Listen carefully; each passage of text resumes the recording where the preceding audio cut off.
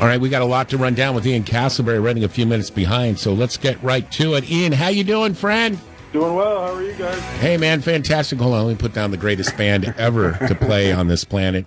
Good to have you in, buddy, as always. Of course, Ian ready to go for a Major League Baseball update via the D.C. Creasman Jewelers Wise Lines. And let's start first with Saturday's White Sox-Yankees game. Josh Donaldson makes a Jackie reference to Tim Anderson when they were kind of having a little verbal spat with one another. So the bench is cleared, players separated. Tony La Russa said it was a racist comment calling an African-American player Jackie.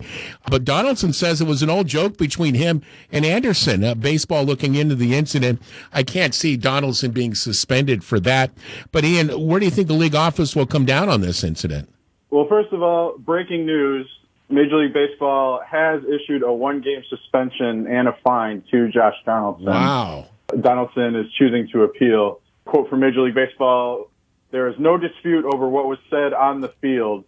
Regardless of Mr. Donaldson's intent, the comment he directed toward Mr. Anderson was disrespectful and in poor judgment, particularly when viewed in the context of their prior interactions." Quite a few people do not seem to be buying Josh Donaldson's explanation. And if it was an inside joke between Donaldson and Anderson, it only seems like it was an inside joke to Josh Donaldson, saying that he was referring to this 2019 Sports Illustrated interview where Tim Anderson referred to himself as today's Jackie Robinson.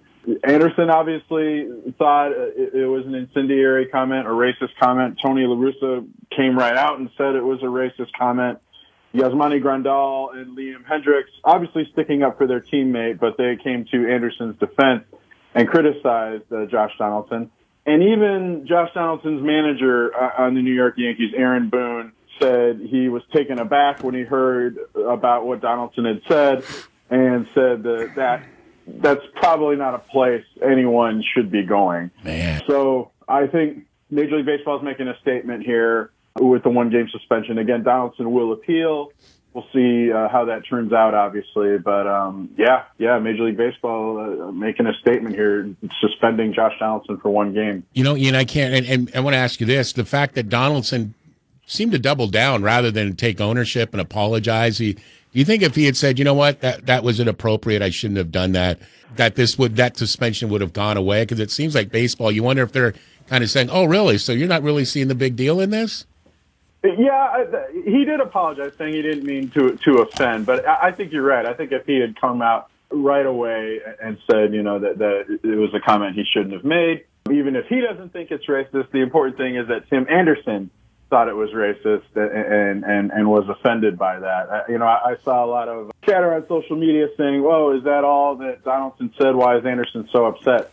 It doesn't matter what anybody else thinks. If Tim Anderson thought it was a racist comment or had racial connotations, then that is his perception and that is how he felt.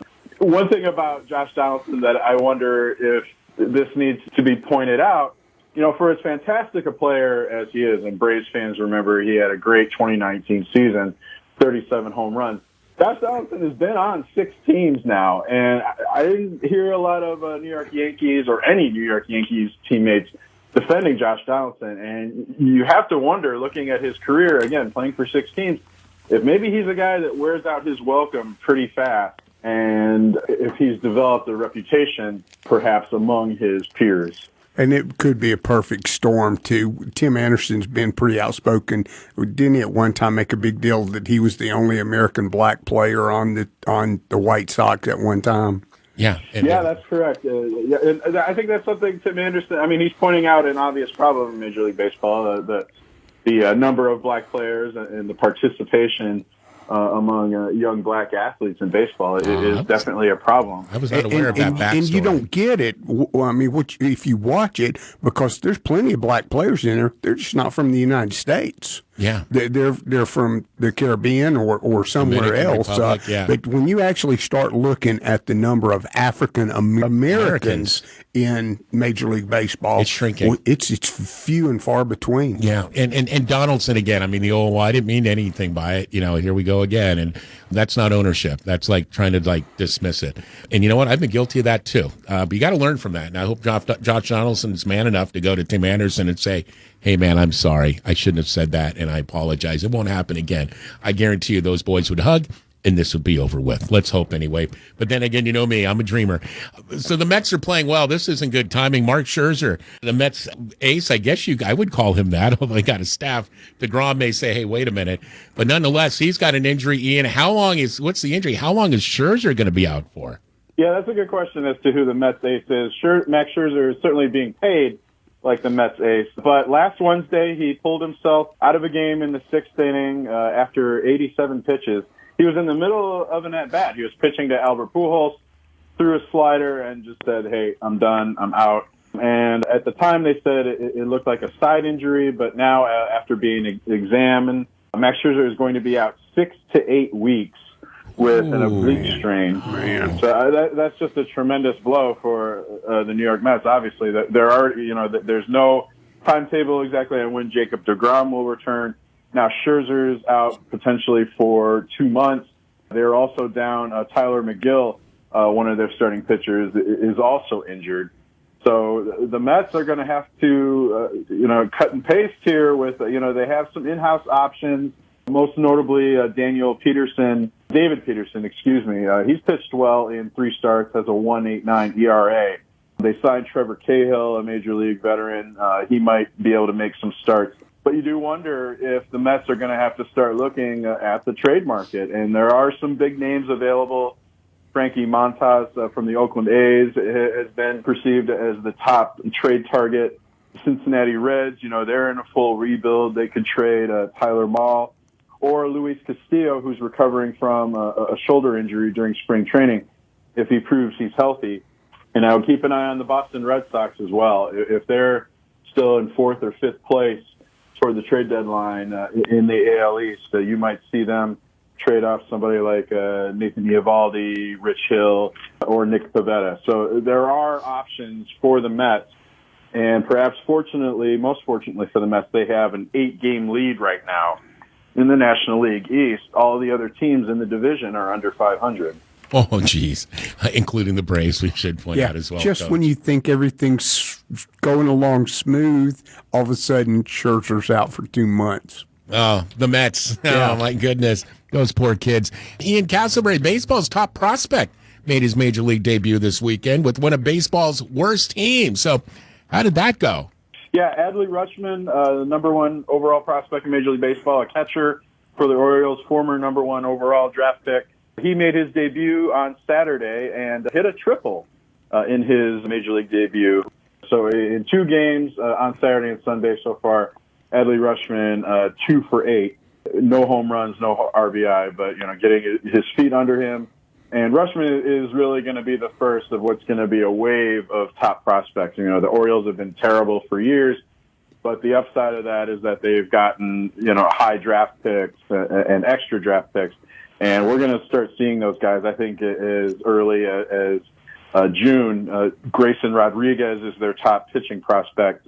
He's got a 2.70 ERA in AAA, 66 strikeouts in 43 innings. So he's going to be on the Major League roster pretty soon. And then there's another 3-4 names, Gunnar Henderson, Colton Cowser, that are going to be Baltimore Orioles are going to be called up to the Major League roster. If not this season, certainly in the next 1 or 2 seasons.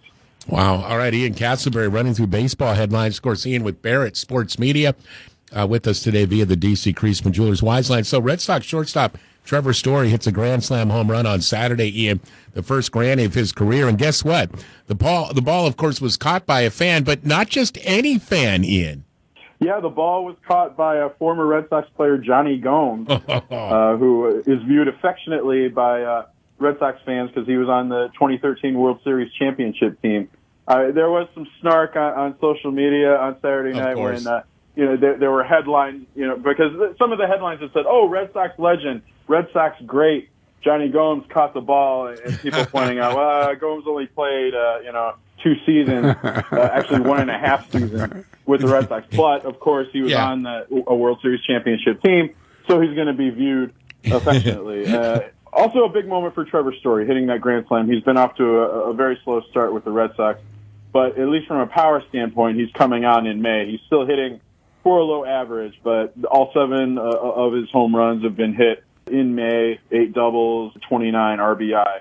So if he's coming around, that could be a big boost for a Red Sox team that's really been struggling. They're 10 games back in the AL East, but I'm sure Red Sox fans will point out only 3 back in the wild card standing. So hope is still alive.